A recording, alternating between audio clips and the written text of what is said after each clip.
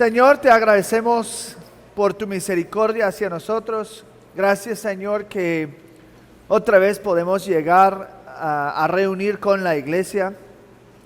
Y sabemos que el pecado nos ciega a nosotros mismos, a su presencia en nosotros y nosotros tenemos un tipo de amnesia espiritual porque olvidamos lo que creemos durante la semana y caemos en pecado y comenzamos a volver a nuestro egoísmo, nuestro orgullo y el domingo es un momento de gracia para recordarnos quiénes somos nosotros y quién eres tú y qué has hecho para nosotros.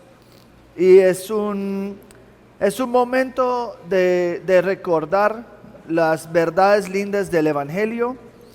Y esa es mi oración, que hoy, si nosotros entramos a la iglesia aquí cargados, desanimados, o demasiado elevados en nuestras propias mentes, Señor, que la palabra pueda hacer su obra y puede recordarnos de quién somos nosotros y quién eres tú y qué has hecho, y podemos salir de acá exhortados, animados, humillados si es necesario, pero que tu palabra haga su obra y que nosotros podemos salir de aquí transformados. En el nombre de Cristo Jesús, amén. Bueno, yo tengo algunas noticias buenas. Es que en esta mañana vamos a volver a 1 de Pedro. Y estaba revisando y ha sido como 2 meses que no hemos ido en 1 de Pedro por varias razones. Entonces yo imagino que ustedes son como yo. Y después de tanto tiempo, igual yo tuve que como recordarme, ¿dónde estamos en el libro? Entonces vamos a comenzar en esta mañana con un poco de resumen de dónde estamos y en el libro de 1 de Pedro, que para mí ha sido una bendición y yo creo que es muy necesario, porque el mensaje principal de 1 de Pedro es que, mira, totalmente a diferencia del evangelio de prosperidad, el libro de 1 Pedro dice: vas a sufrir y vas a sufrir mucho. Y la vida estará difícil. Y no solamente estará difícil, el hecho que tú eres cristiano lo pone más difícil. Y el punto no es evitar el sufrimiento, porque vivimos en un mundo caído donde sufrimos de cierta manera, o en la lucha contra el pecado, o con la muerte, con la enfermedad. Tenemos personas en la congregación que están en este momento muy enfermos. Es que sufrimos en un mundo porque estamos en un mundo caído, pero también sufrimos cuando comenzamos a vivir como cristianos. Debemos sufrir porque estamos viviendo en contra de todo el corriente de este mundo que odia al Señor, y el punto no es que evitemos este sufrimiento, el punto es que suframos bien para la gloria de Dios. Entonces, en primero, un resumen de dónde estamos en 1 de Pedro. Yo creo que sería chévere tener su Biblia y seguir como lo que estoy diciendo. Pero en 1 Pedro capítulo 1, versículos 1 a 12, Pedro comienza explicando la naturaleza tremenda de nuestra salvación. Somos elegidos de Dios, somos nacidos a una esperanza viva. Tenemos una herencia que nunca marchitará, que nunca desaparecerá, está protegido y nosotros somos preservados por Dios.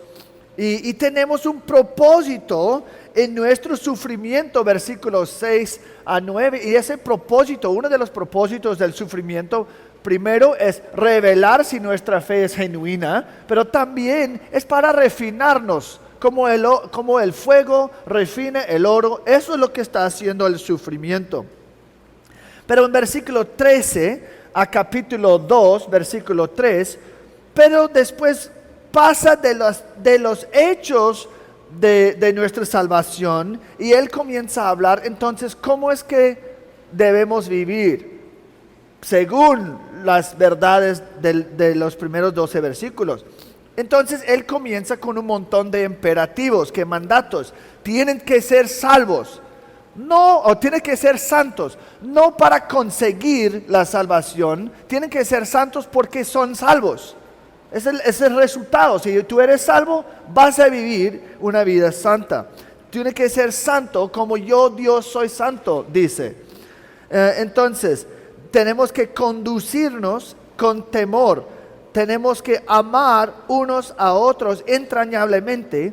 Y nosotros debemos, en capítulo 2, debemos desear la leche pura de la palabra para que podamos crecer en la salvación. Son como imperativos que comienza a decir. Y en capítulo 2, versículos 4 a 10, Pedro otra vez deja de darnos mandatos y otra vez comienza a hablar de los privilegios espirituales que tenemos. Tenemos muchos privilegios espirituales. Y en versículo 11, y realmente por el resto del libro, Pedro otra vez, pues también el resto de la vida, pero por el resto del libro, Pedro otra vez regresa a los imperativos y las aplicaciones de, mira, si tú eres un cristiano, ya tienes todo eso, esos son los privilegios espirituales que tienen, así es como deben vivir. Y tenemos dos versículos clave en 2:11 a 12. Y esos dos versículos, realmente si queremos como resumir el resto del libro en dos versículos, 2:11 y 2:12 dicen eso. Y dice, amados, les ruego como a extranjeros y peregrinos, que se abstengan de las pasiones carnales que combaten contra el alma. Es decir, que sean santos. Mantengan entre los gentiles una conducta irreprochable, a fin de que en aquello que les calumnian como malhechores, ellos, por razón de las buenas obras de ustedes, al considerarlas, glorifiquen a Dios en el día de la visitación. Entonces, lo que está pasando es en versículo 9 de capítulo 2, Pedro dice, ustedes son pueblo escogidos, ustedes son una nación especial de Dios como cristianos. Entonces, tú tienes un propósito. El Señor te salvó a fin de que anuncien las virtudes de aquel que los llamó de las tinieblas a su luz admirable. Entonces, el Señor te salvó para ser una luz para un mundo oscuro. Y versículo 11 y 12 dice, tenemos que vivir vidas de salvación o vidas de santidad y vidas que no niegan lo que estamos predicando. Versículo 9, el Señor te salvó para proclamar el evangelio al mundo. Y versículo 11 y 12, el resto del libro, la verdad. Y si ustedes predican el evangelio a un mundo que no conoce el evangelio, que no conoce el Señor, pero sus vidas no reflejan otra realidad, eso es contraprudente, eso es contraproductivo, digamos. Pues no tiene sentido. Entonces tenemos que vivir vidas que reflejan las verdades que predicamos. Y él comienza en versículo 13, darnos instrucciones de cómo esta vida en práctica, cómo se ve. Y comienza a hablar principalmente de un tema que nadie hoy en día le gusta, que es el tema de la sumisión. Y hemos llamado a esto el mandato para la sumisión. Y aunque el principio de la sumisión aplica a cualquier autoridad sobre nosotros, Pedro decide enfocarse en algunos grupos en particulares: el gobierno, los empleadores y los esposos, o los cónyuges, no los esposos. Pero a diferencia que los otros pasajes de la palabra que hablan del tema de sumisión, Pedro asume que estas autoridades son malas. Él asume que esas autoridades son inconversos. Claro, de pronto dices que no, yo puedo someter a mi esposo porque él es creyente y es más fácil. Otro puede decir, yo puedo someter al gobierno porque son justos. Yo puedo someterme a mi empleador porque él es un cristiano. Pero Pedro dice, no es tan fácil.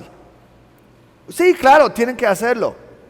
Pero yo también digo que ustedes tienen que someterse a un gobierno tiránico, horrible, pagano.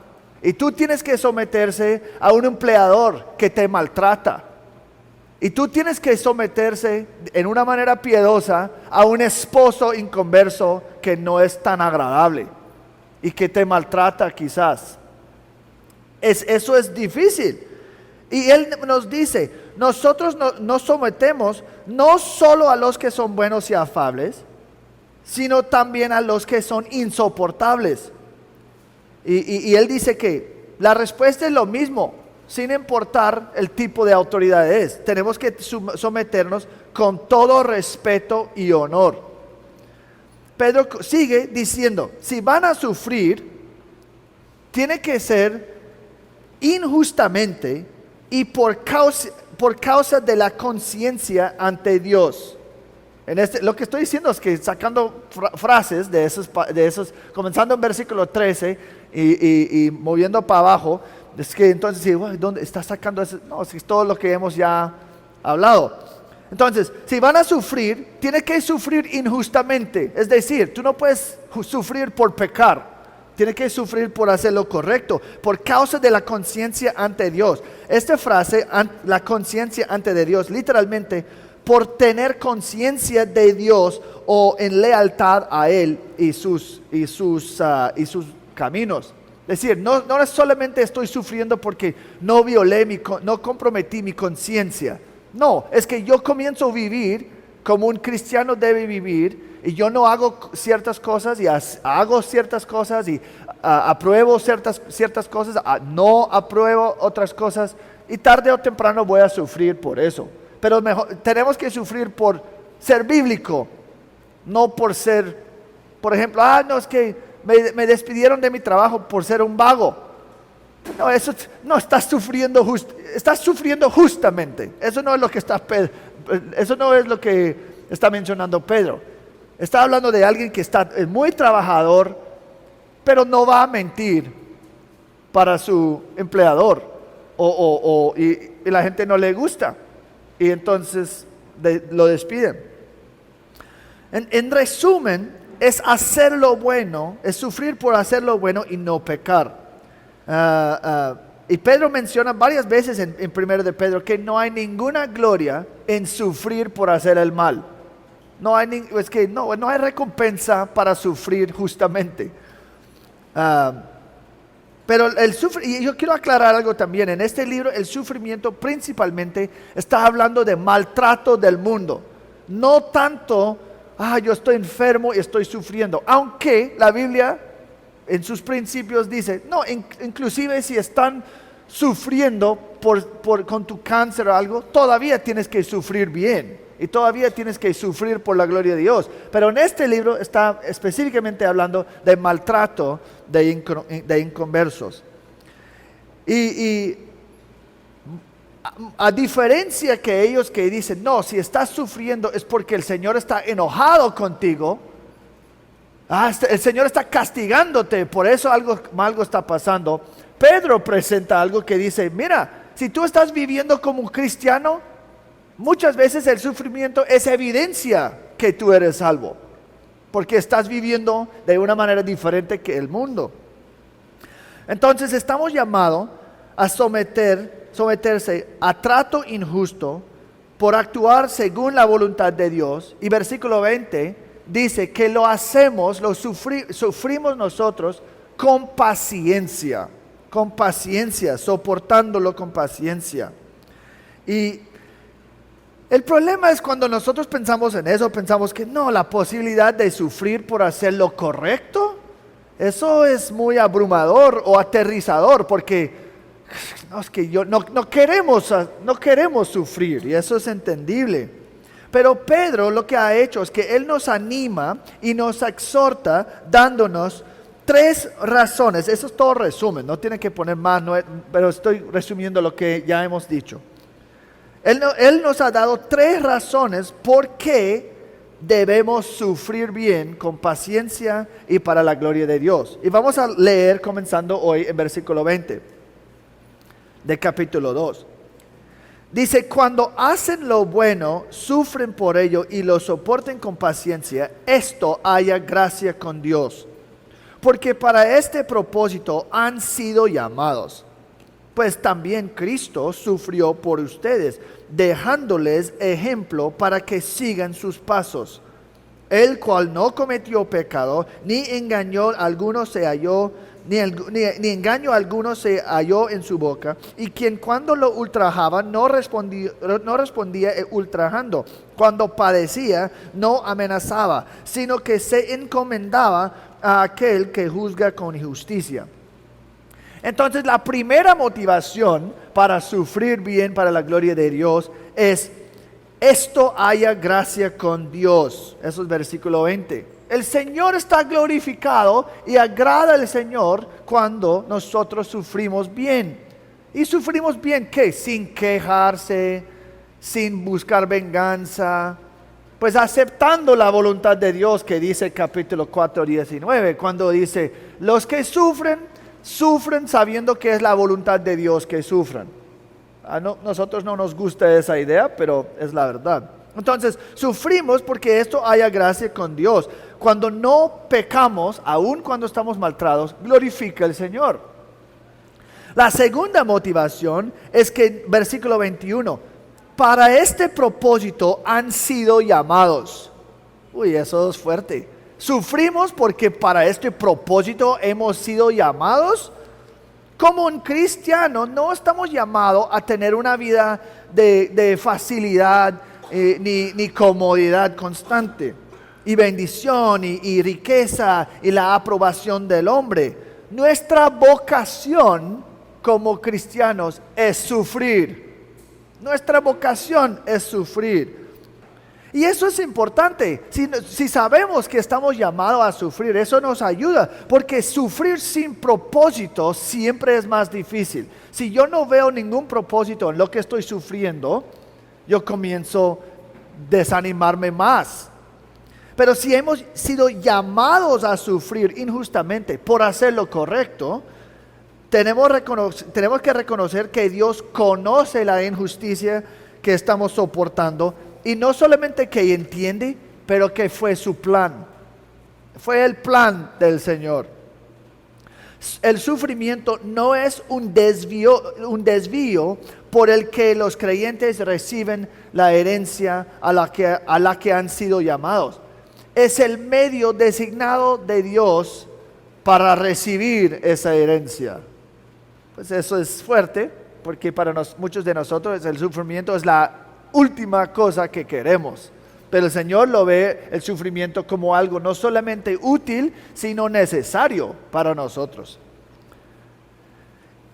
¿Y por qué hemos sido llamados a sufrir? No, es que por ese fin hemos sido llamados, que eso es tenaz, pero ¿por qué hemos sido llamados a sufrir? Eso es nuestra tercera motivación para sufrir bien. Sufrimos porque Cristo es nuestro modelo para seguir o a seguir. Dice, pues también Cristo sufrió por nosotros, dejándoles ejemplo para que sigan sus pasos. Jesús mismo dijo en Juan 15, versículo 18, dice, si el mundo los odia, sepan que me ha odiado a mí antes que a ustedes. Si ustedes fueran del mundo, el mundo amaría lo suyo. Pero como no son del mundo, sino que yo los escogí de entre el mundo, por eso el mundo los odia. Acuérdense de la palabra que yo les dije, un siervo no es mayor que su Señor. Si me persiguieron a mí, también los perseguirán a ustedes. Si guardaron mi palabra, también guardarán la de ustedes. Pero todo eso les harán por causa de mi nombre, porque no conocen a aquel que me envió. Entonces, eso es algo que no sé si ustedes han pensado mucho en eso. Nosotros sufrimos y es una bendición de cierta manera sufrir porque nosotros podemos seguir el modelo y ejemplo de nuestro Salvador. Pues Claro, seguro que hay otras áreas que sería mejor seguir su ejemplo haciendo cosas, pero él dice que también sufrimos con él, porque él lo sufrió. Y él dijo, mira, si me odiaron a mí, van a odiar a ustedes también. Eso está bien, normal. Pero y lo bueno es que vamos a recibir recompensas por eso. Y no es personal, yo quiero poner eso como a pie de página, es que no es personal. Cuando alguien me maltrata, nosotros estamos, ¿cómo es que tú puedes tratarme a mí así? Pero lo que Jesús dice en Juan es que, no, están tratándote mal porque odian a mí. Y porque tú representas a Cristo, ellos te van a odiar, pero no es personal. Cuando alguien está mal verticalmente con el Señor, comienzan a atacar horizontalmente a otros. Y eso es como, no, cuando lo tomamos muy personal, no, eso fue un ataque contra mí. Claro, fue dirigido a ti, pero realmente tú eres como un destrucción colateral, porque realmente están enojados con el Señor. Y están rebelando contra el Señor. Y solo tú eres el objeto de su rabia contra el Señor. No es personal. Y gramáticamente, versículo 22 a 25, no es tan sencillo seguir lo que está tratando de decir. Pero Pedro, después de darnos, esas son las 3 motivaciones para sufrir bien. Él después nos da algunos subpuntos y nos dice qué Jesús logró en su sufrimiento. ¿Qué Jesús logró en su sufrimiento? Y versículos 22 a 25, todo eso modifica la frase, Cristo sufrió por nosotros. 22, 23, 24, 25, todo está modificando y apoyando esa frase, Cristo sufrió por nosotros.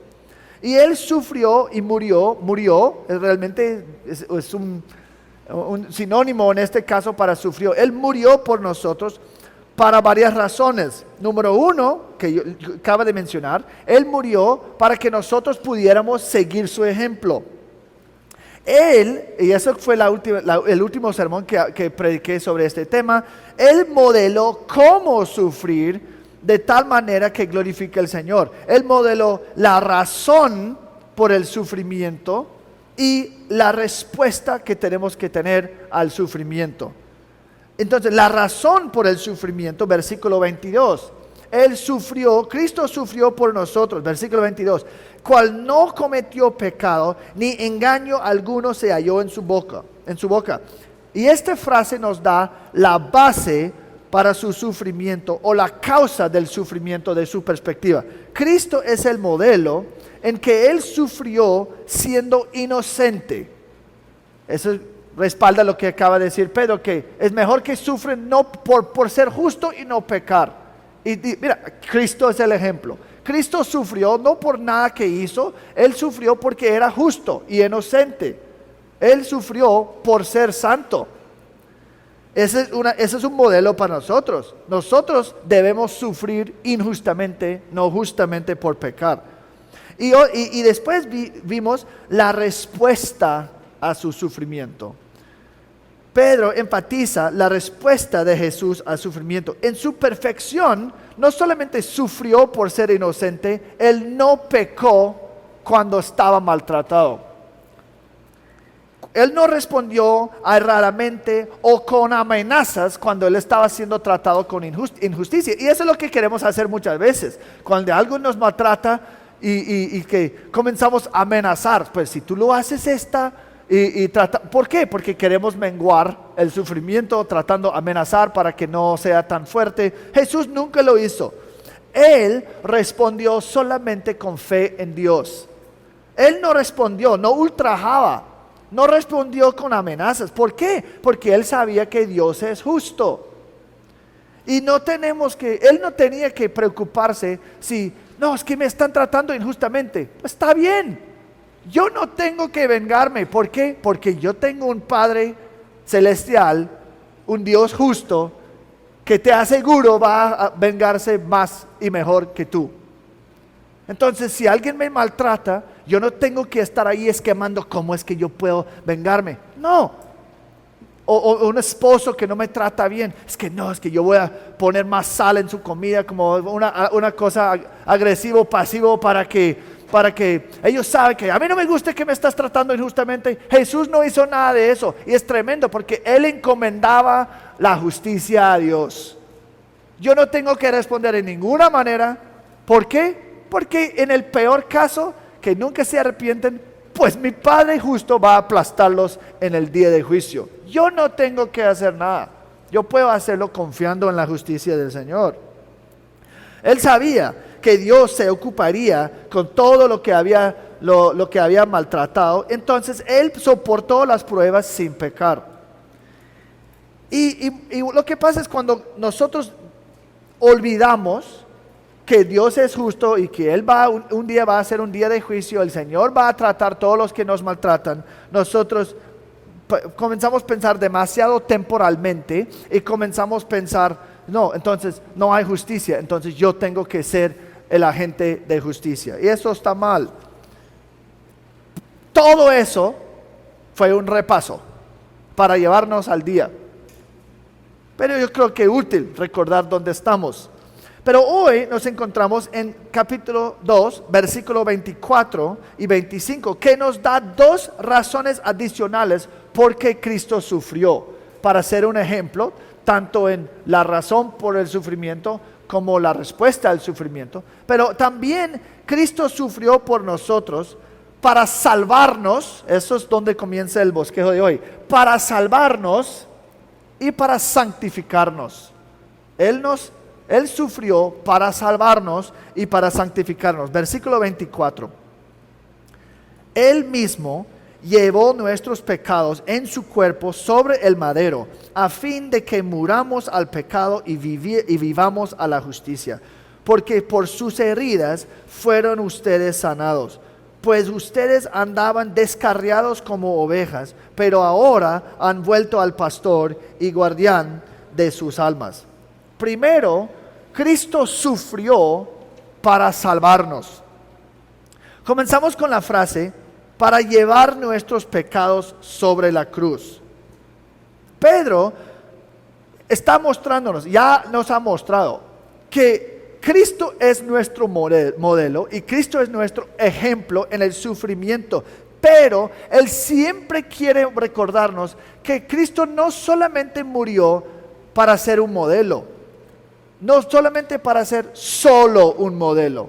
Él acaba de decir, sí, Él es un ejemplo en sufrir, Él es nuestro modelo a seguir, pero no era solamente para ser un ejemplo y un modelo. ¿Y por qué digo eso y enfatizo eso? Porque hay un grupo grande de personas, principalmente en la teología liberal, que dice que lo que Jesús hizo en la cruz fue un ejemplo tremendo para nosotros, pero no logró nada objetivo.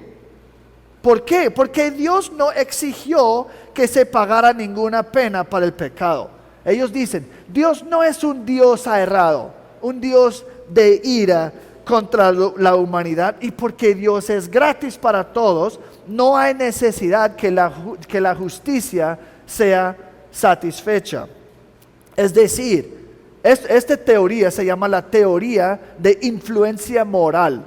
Es una teoría de la expiación, que Cristo no tenía que ser nuestro sustituto, solo tenía que ser un ejemplo para nosotros en la manera que sufrió, y así es porque Jesús murió. No porque Dios es enojado contra el pecado y requiere como satisfacción. No, eso es un Dios como grosero, que un Dios que castiga, no. Y últimamente yo hablé con alguien que dijo que, no, yo creo que Dios es amor. Y claro, Dios es amor, pero Dios no es solamente los atributos que a mí me gustan. Y eso es lo que pasa.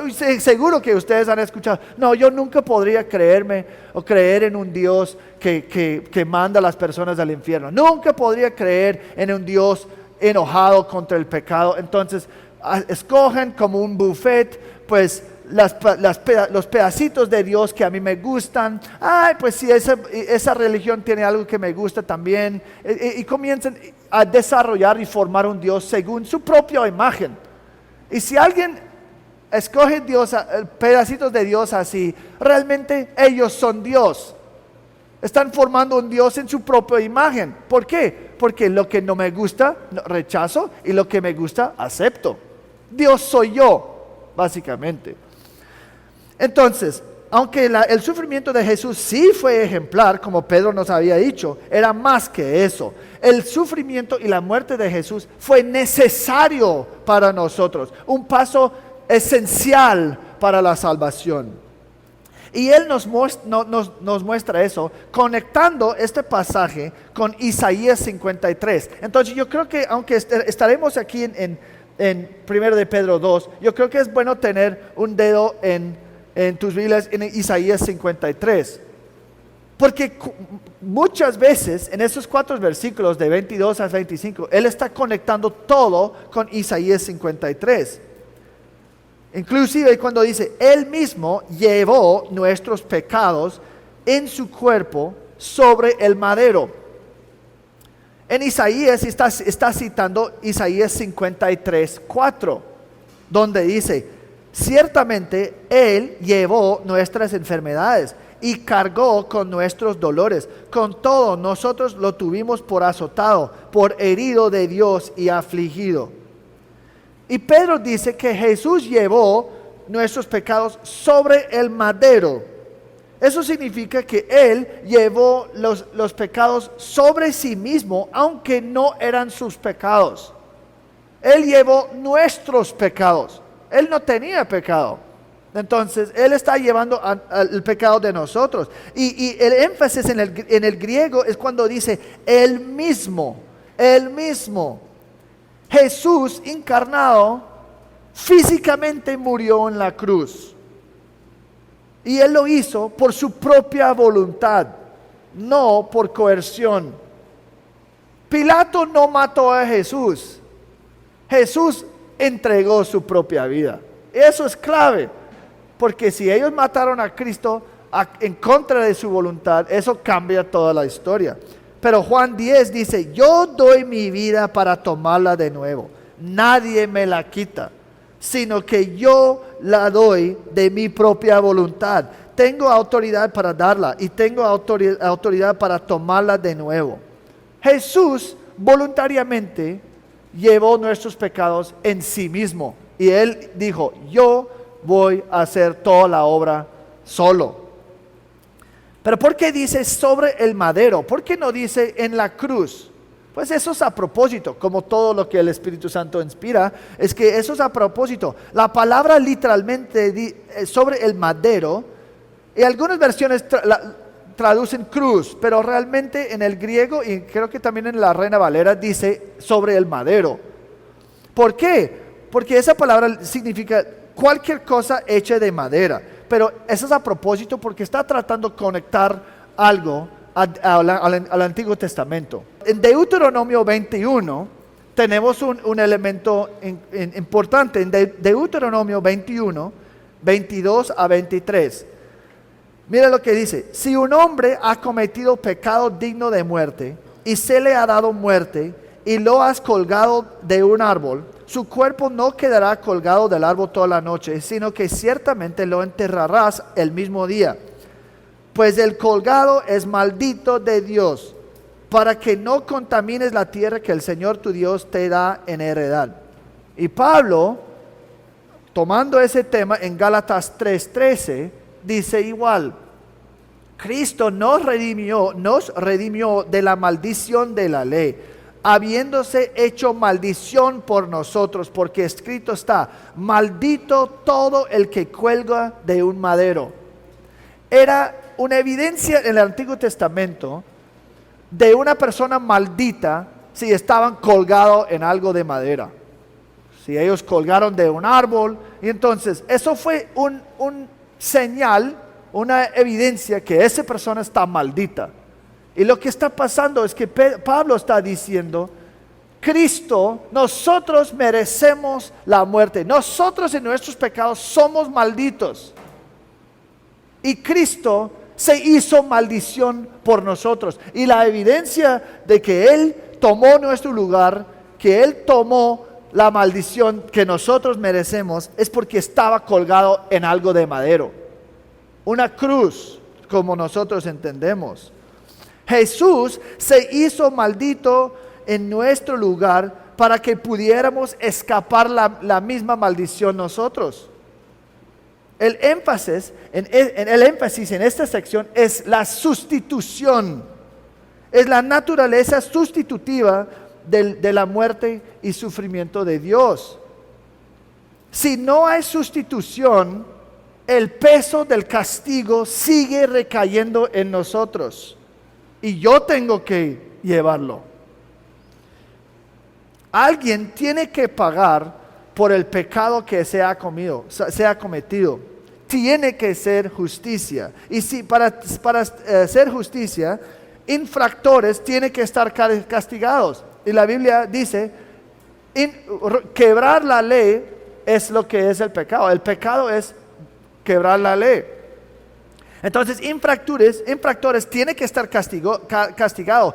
Y como la Biblia dice que el pago para la muerte o para el pecado es la muerte, eso significa que alguien tiene que morir. Si hay pecado, alguien tiene que morir. Físicamente y espiritualmente. Y eso es porque el infierno es necesario. Si no hay infierno, el Señor no es justo. Mira, nosotros no nos gusta la idea del infierno, pero te aseguro que para nosotros el infierno es buena noticia. ¿Por qué? Primero porque si somos en Cristo no vamos a estar allá. Pero eso significa que en un mundo donde hay tanta injusticia, ¿qué pasa? Gente violan, gente roban, gente matan.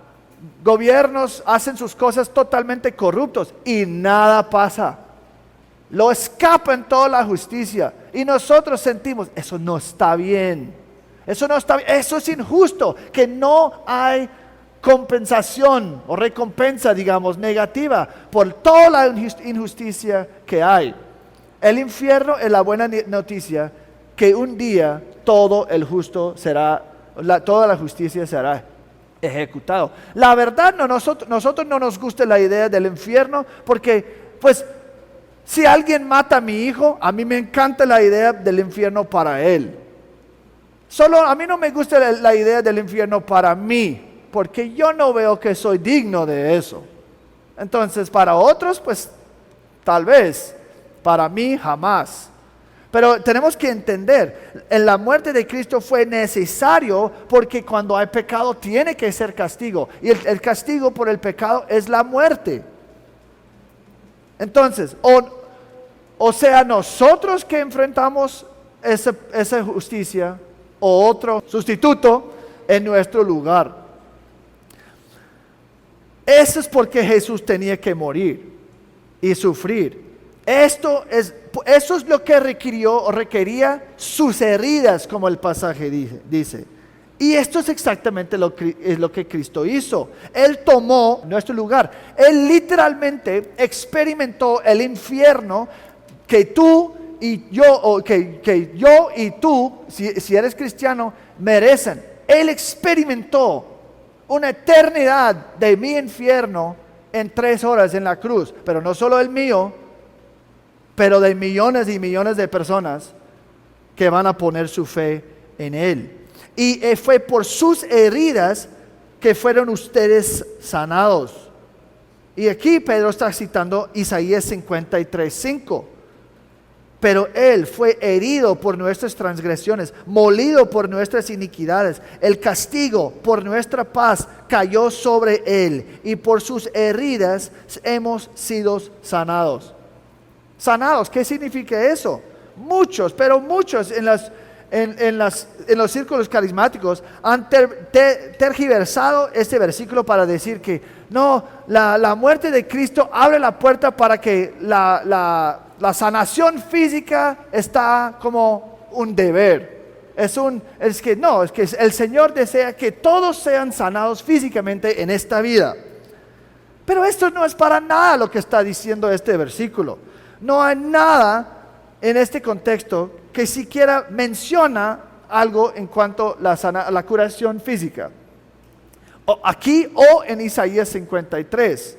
Él está diciendo que ustedes eran tiempo pasado sanados por lo que cumplió y logró Cristo.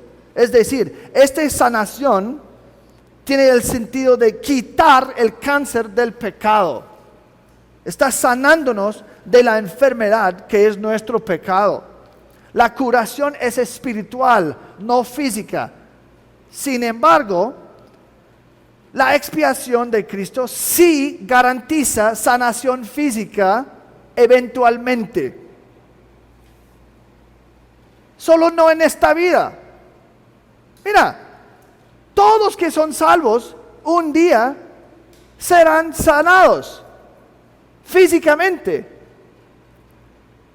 En el cielo no hay dolor, no hay enfermedad. El problema es que esas personas que creen que no, pues todos tienen que estar sanados en esta vida, olviden que pues esta vida es temporal. El Señor resucitó a Lázaro y ¿sabes qué? Después Lázaro murió otra vez. Él dice, claro, absolutamente todos los cristianos serán sanados. Pero no necesariamente en esta vida, pero en la próxima. Eso está bien. Salvación dice que la salvación ha conquistado el pecado, la muerte y la enfermedad. Pero ¿qué pasa? Los cristianos siguen pecando, siguen muriendo y siguen enfermándose. Entonces Él está hablando del futuro. Si alguien dice que la expiación, la muerte de Cristo debe eliminar la enfermedad, entonces también deben decir que elimina el pecado y la muerte, que todavía no ha pasado. En el futuro sí, pero todavía no. Pedro explícitamente nos dice lo que significa. Él murió por nosotros a fin de que muramos al pecado. Eso es primero de Pedro capítulo 2. Él murió a fin de que muramos al pecado. No morir a la enfermedad física.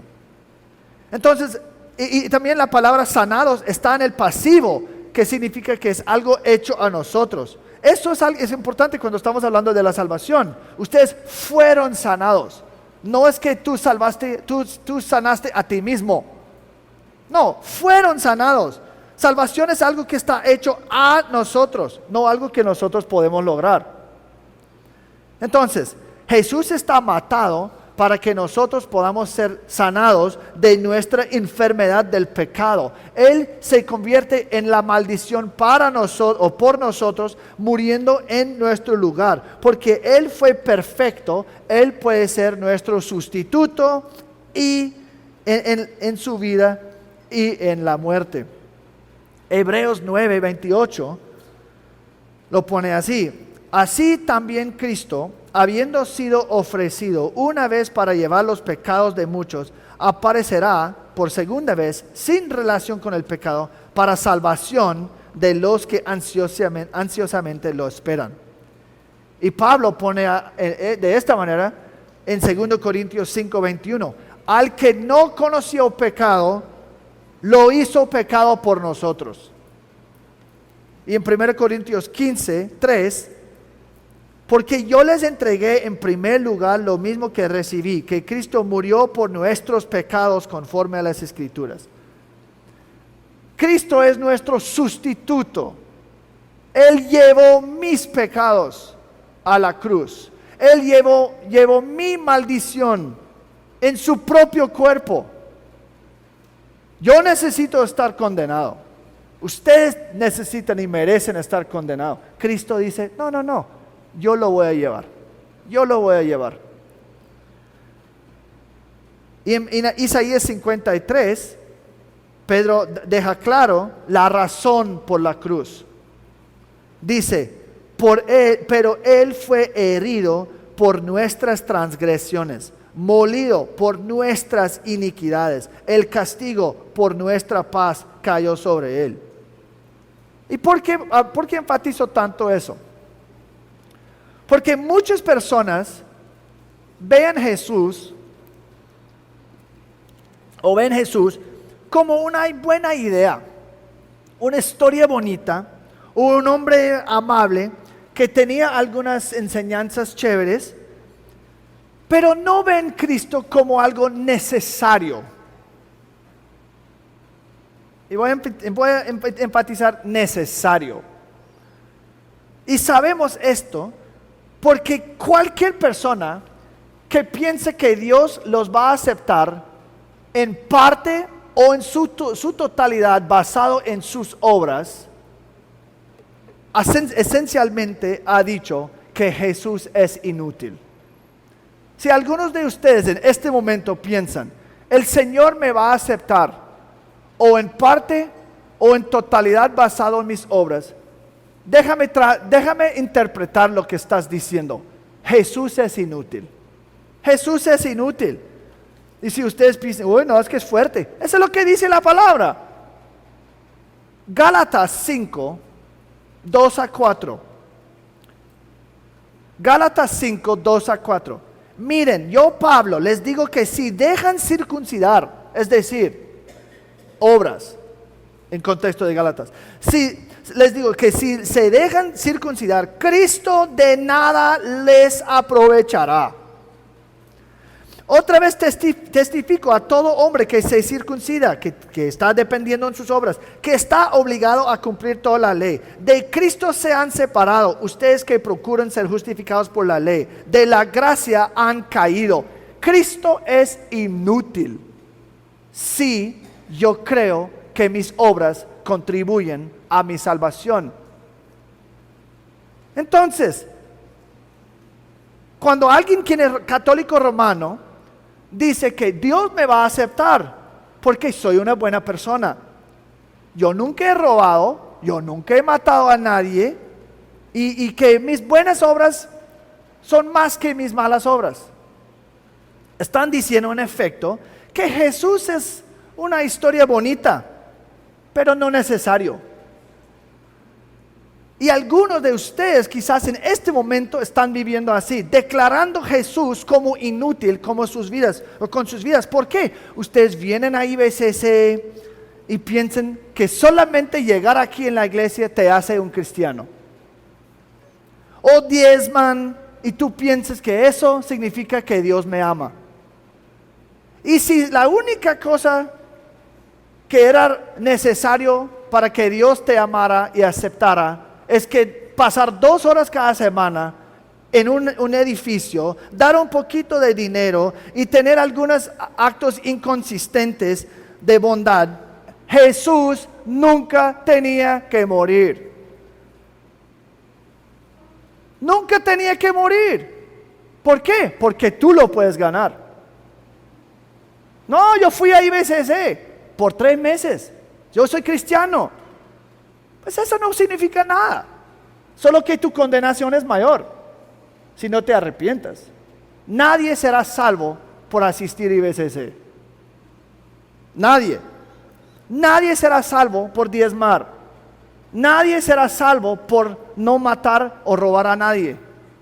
O que sus buenas obras, que no existen, si eres incrédulo, las buenas obras son más que mis malas obras. Nadie estará aceptado por el Dios así. O Cristo no tenía que morir. Jesús es inútil. Pero Dios dice, si tú quieres estar aceptado basado en tus obras, tiene que ser perfectamente obediente y nunca pecar. Y porque eso no es posible, ustedes son bajo la maldición. Mateo 5, 48. Por tanto, sean ustedes perfectos como su Padre Celestial es perfecto. ¿Quieres ir al cielo? Sea perfecto. Levanta la mano si ustedes son perfectos. Quizás un minuto más.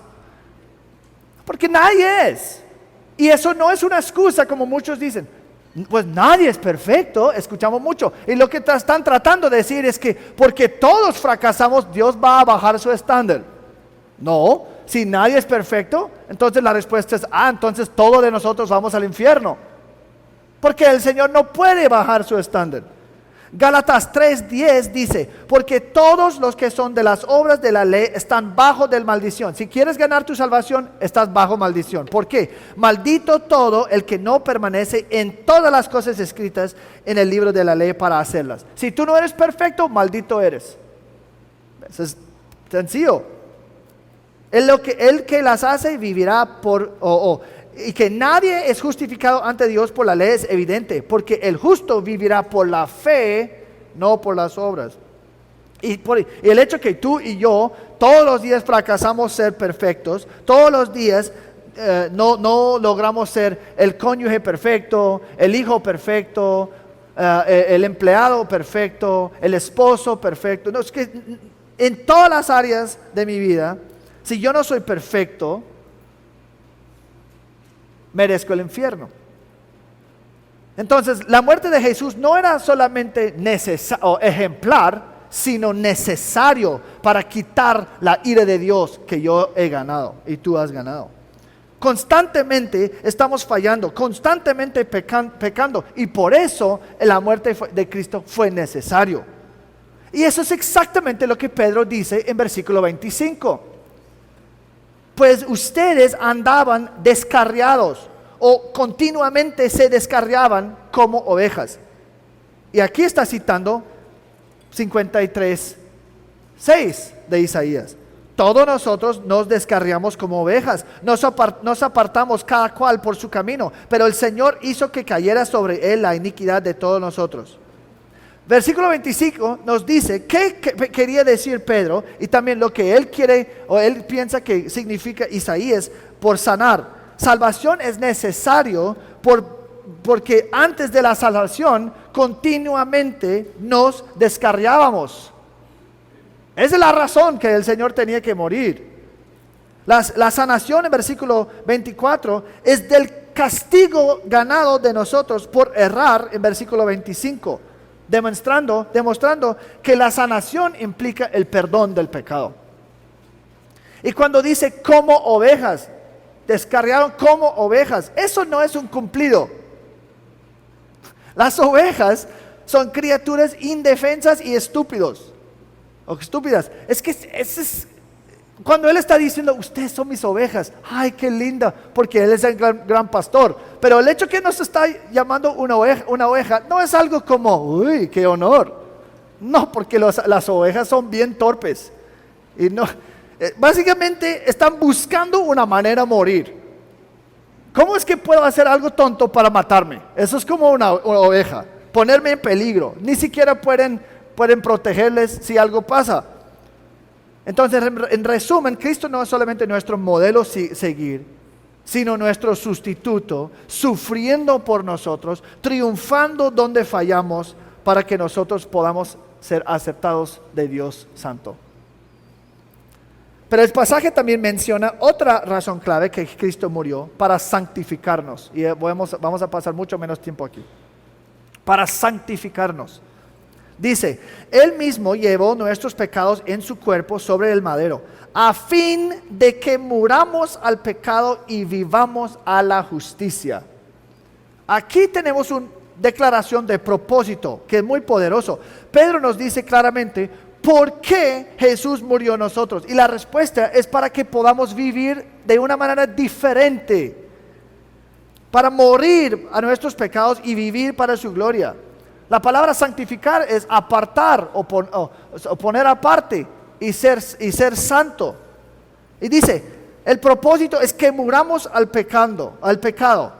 Eso no significa que ya no vamos a pecar. Significa que nosotros como cristianos hemos muerto a la esclavitud y control del pecado. Que resulta en ¿qué? Una vida transformada. Romanos 6 habla mucho de eso. ¿Qué diremos entonces? ¿Continuaremos en pecado para que la gracia abunde? De ningún modo. Nosotros que hemos muerto al pecado, ¿cómo viviremos aún en él? Versículo 6 de Romanos 6. Sabemos esto, que nuestro viejo hombre fue crucificado con Cristo, para que nuestro cuerpo de pecado fuera destruido a fin de que ya no seamos esclavos del pecado, porque el que ha muerto ha sido libertado del pecado. Versículo 11, así también ustedes considérense muertos para el pecado, pero vivos para Cristo, para Dios en Cristo Jesús. Por tanto, no reine el pecado en su cuerpo mortal, para que ustedes no obedezcan a sus lujurias.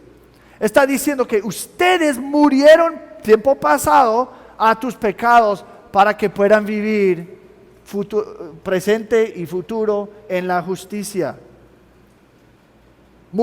Hemos muerto al pecado para vivir a la justicia.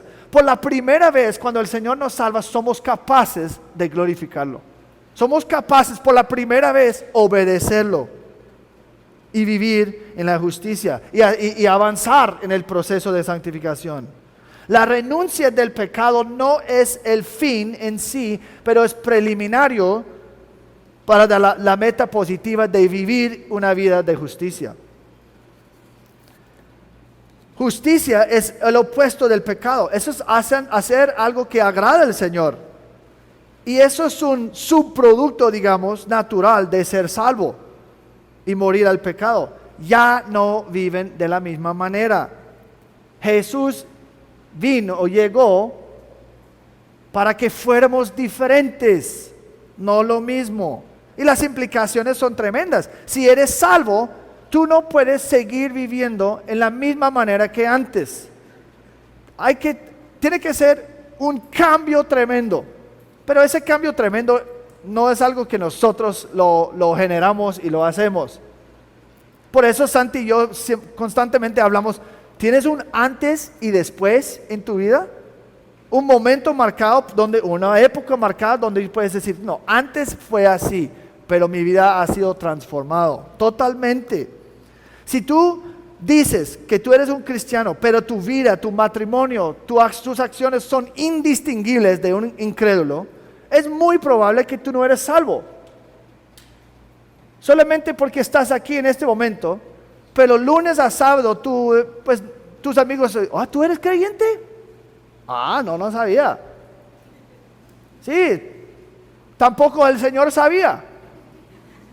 Porque no eres. Ese es el punto. Ha sido un cambio radical en tu vida desde el pecado a la santidad. Eso es el fruto necesario de conversión. También es un motivo seguir luchando contra el pecado en mi vida. Nota lo que dice, pero la última frase, pero ahora han vuelto al pastor y guardián de sus almas. Cuando Cristo murió, Él murió para que seamos santos. Para que seamos santos, que nosotros vivíamos para la justicia y que nosotros sometiéramos a su señorío. Dice, han vuelto. Eso es en el pasado, en el pasivo, porque el contexto habla claramente que eso es en términos de salvación. Y una mejor traducción, han vuelto de pronto es que alguien fue cristiano y volvió. Pero realmente una mejor traducción es que ustedes se han convertido. Ese es el significado. Ustedes estaban descarriando y ahora ustedes han llegado o se han convertido a ir a su guardián y pastor. Ha sido un cambio grande, drástico en la manera que vives.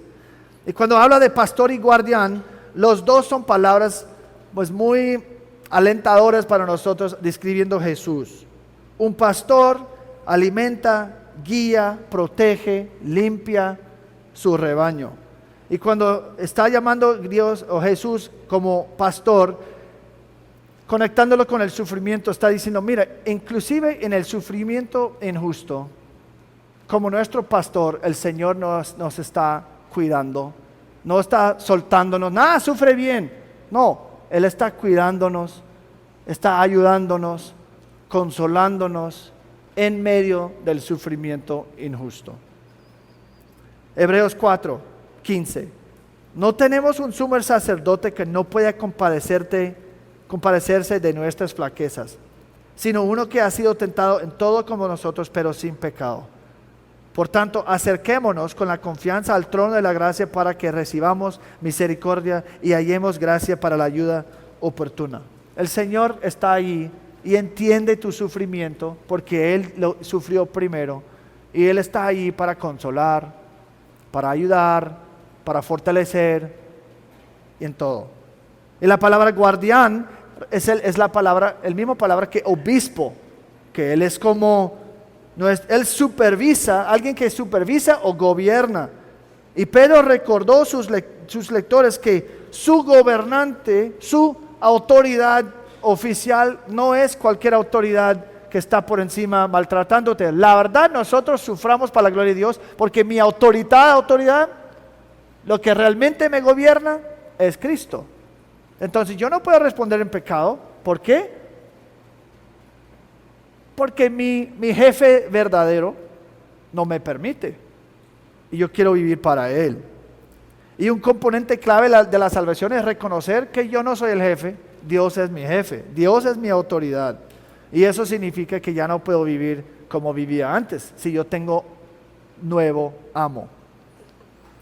Entonces, en conclusión, cuando Jesús sufrió por nosotros, logró varias cosas. Sí, fue un modelo de por qué sufrimos. Y fue un modelo cómo sufrir. Pero también logró la salvación para que nosotros podamos ser por fin liberados del pecado, liberados de esa esclavitud y por la primera vez podamos vivir para su gloria. Y sufrir, nos capacita para sufrir bien. Su muerte nos transforma y nos capacita a obedecer y vivir una vida justa. Y como cristianos, cuando fracasamos, que va a pasar, no tenemos que estar angustiados y desesperados, porque como nuestro sustituto, Él llevó nuestros pecados. Y sabemos con confianza que no hay más pena y castigo para mí, porque Él ya lo llevó. Todo. Pero esta gracia no es una excusa para pecar, sino nos obliga a mayor obediencia. Gracias a Dios por su gracia, ¿no? Que Él llevó nuestra carga, nuestro pecado, y eso nos libera. Pero algunos de ustedes todavía no están viviendo en esa libertad. Todavía están contando a Jesús como inútil, tratando de ganar su salvación por ser buena persona que no existe. Y pues que el Señor tenga misericordia, ¿no? Oremos. Señor, gracias por esta palabra de Pedro que nos anima y nos consuela. Que tú no solamente sufrió para ser un modelo, tú también sufriste para salvarnos, para llevar nuestra carga, para tomar nuestro castigo, para tomar nuestra maldición y para que nosotros seamos justos y vivamos diferente. Ayúdanos, Señor, pero siempre utiliza la gracia para darnos el poder de cambiar. Te agradecemos por lo que has hecho y queremos vivir vidas dignas y según lo que hemos recibido en la salvación. En el nombre de Cristo Jesús, amén.